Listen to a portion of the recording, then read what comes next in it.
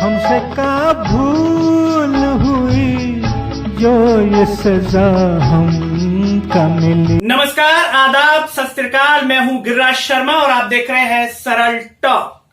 सुबह का भूला अगर शाम को घर वापस आ जाए तो उसे भूला नहीं कहते, लेकिन अगर वही भूला अगले दिन फिर से वही गलती कर दे तो फिर उसे क्या कहेंगे, ये आप लोग कमेंट में बताइएगा।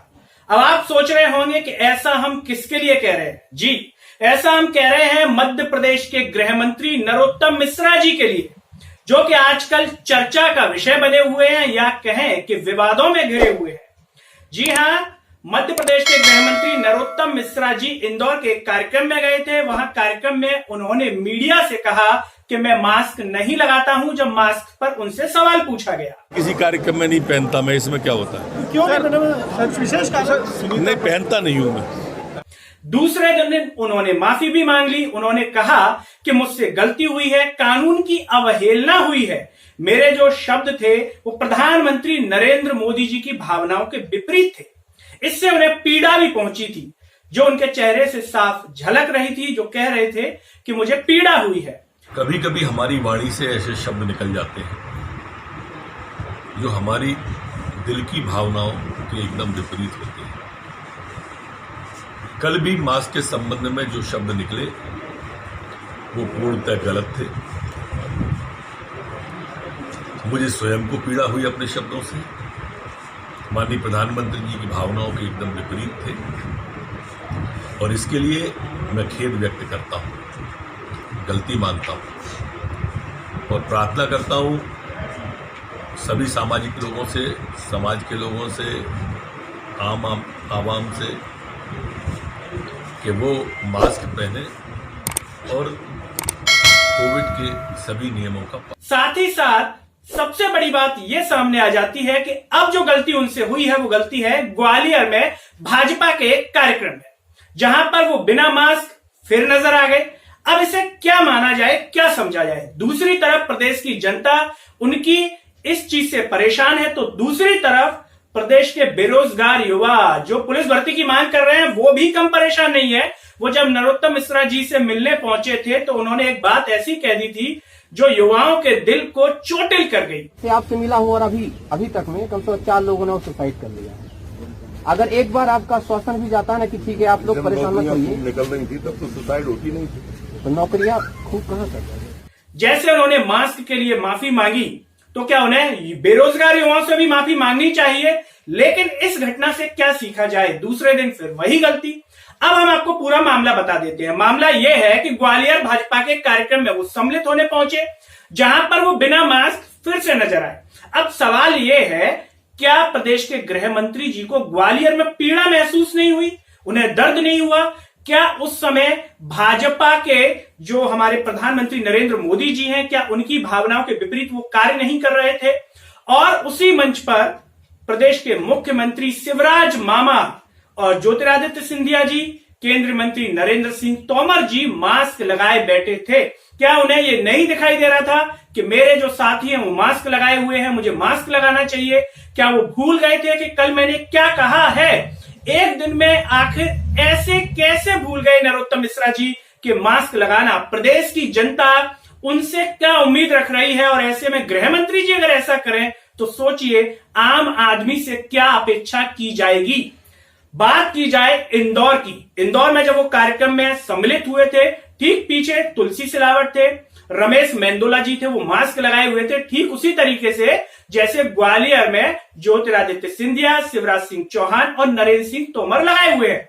ये समाज को कम से कम एक अच्छा संकेत तो दे रहे हैं मास्क के प्रति, कोरोना के सुरक्षा के प्रति। शिवराज सिंह चौहान भी पहले कह चुके हैं कि कोरोना से लड़ने के लिए 2 ही अस्त्र हैं, मास्क लगाएं और दूरी का पालन करें। कोरोना से लड़ने के सबसे प्रमुख अस्त्र है मास्क और 6 फीट की दूरी। तो गृह मंत्री नरोत्तम मिश्रा जी को क्या समस्या है, उन्हें खुल करके बताना चाहिए। इससे कुछ ना कुछ सीखने को मिलेगा। कम से कम उन लोगों को भी कारण पता चलेगा कि गृह मंत्री जी क्यों नहीं लगा रहे हैं, तो वो भी ना लगाएं। जब उनसे स्पॉट फाइन वसूला जाए तो वो भी बोल सके कि प्रदेश के गृह मंत्री जी को यह समस्या है, हमें भी है, हम नहीं लगा रहे। अब सबसे बड़ा सवाल, क्या इंदौर में प्रशासन ने स्पॉट फाइन लगाया? प्रदेश के गृह मंत्री जी पर? ग्वालियर में स्पॉट फाइन लगाया गया या नहीं लगाया गया? क्योंकि जब आम आदमी पर, आम जनता पर यह कानून लागू है तो क्या प्रदेश के गृह मंत्री पर यह कानून लागू नहीं? यह सबसे बड़ा सवाल है। साथ ही साथ अगर हम बात करें दैनिक भास्कर अखबार की, उन्होंने इस खबर को एक रोचकता के साथ छापा। उन्होंने नरोत्तम मिश्रा जी का फोटो नहीं लगाया। हम आपका जो चेहरा है आज फिर नहीं लगाते हैं, साफ तौर पर कहा, साफ संकेत था कि गृह मंत्री जी आप मास्क लगाइए समाज में, वरना गलत संकेत जाएगा, गलत संदेश जाएगा। लेकिन गृह मंत्री जी हैं कि जो है मास्क लगा नहीं रहे हैं, पता नहीं क्या समस्या है। उन्हें बताना चाहिए कि मुझे ये समस्या है, मैं मास्क नहीं लगा सकता, जिससे और भी अन्य लोगों को वो समस्या हो तो वो भी मास्क ना लगाए, क्योंकि वो मास्क लगा रहे हैं तो आपको भी लगाना चाहिए। तो ये सबसे बड़ा सवाल सामने निकल करके आ रहा है गृह मंत्री नरोत्तम मिश्रा जी के लिए।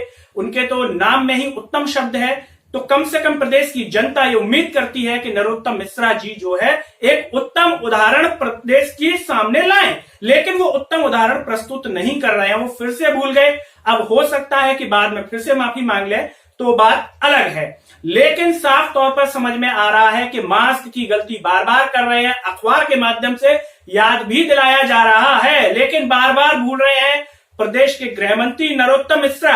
हम सिर्फ यही कहेंगे गृह मंत्री जी से कि मास्क लगाएं, जिससे समाज में अच्छा संदेश जाए।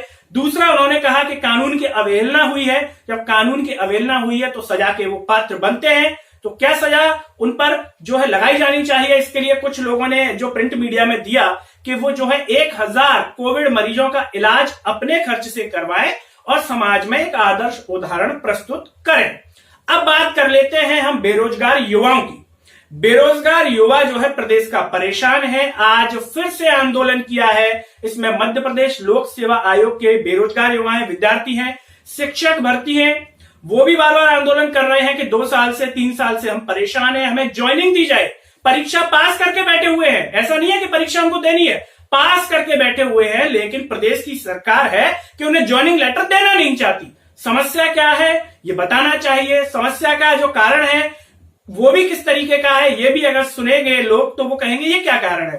कारण लोक परिवहन का बताया जा रहा है कि कोरोना की वजह से जो है वेरिफिकेशन नहीं हो रहा है, लोक परिवहन की समस्या आएगी। ये जो आमतौर पर कारण है वो बताया जा रहा है। लेकिन साथ ही साथ बेरोजगार युवा की जो आवाज है वो धीमे होने का नाम नहीं ले रही, उग्र हो रही है।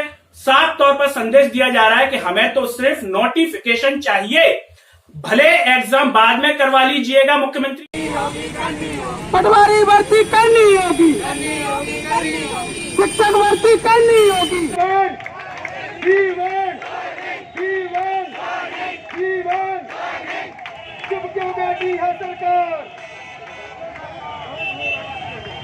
जी साफ तौर पर युवा एक ही मांग कर रहा है, लेकिन युवा की मांग, युवा की आवाज प्रदेश के मुखिया तक पहुंच रही है। लेकिन ट्विटर पर बार बार कह देते हैं कि भर्ती निकाली जाएगी, लेकिन कब? युवा बार बार एक ही बात कह रहा है कि कब निकाली जाएगी, वो समझ में नहीं आ रहा। क्यों ना प्रदेश के लाडले जो मामा हैं वो जो है जल्दी से नोटिफिकेशन निकाल दें। चुनाव से पहले आचार संहिता लगने वाली है, युवाओं के मन में जो है स्थिति है कि नोटिफिकेशन आएगा या नहीं आएगा। तो क्यों ना एक अच्छा उदाहरण शिवराज मामा प्रस्तुत करें, 29 सितंबर से पहले नोटिफिकेशन निकाल दें, जिससे विद्यार्थी अपनी तैयारी में लग जाएं। वरना विद्यार्थी साफ तौर पर कह रहे हैं कि हम जो है चुनाव लड़ेंगे, क्योंकि उनके पास कोई ऑप्शन नहीं है। अगर आप उन्हें पढ़ाई का मौका नहीं देना चाहते तो ऐसे में बेरोजगार करे तो करे क्या? इसीलिए जगह जगह पर बार बार आंदोलन हो रहे हैं, बार बार उनकी आवाज जो है उठाई जा रही है, बार बार वो प्रयास कर रहे हैं कि शिवराज मामा उनकी आवाज सुन ले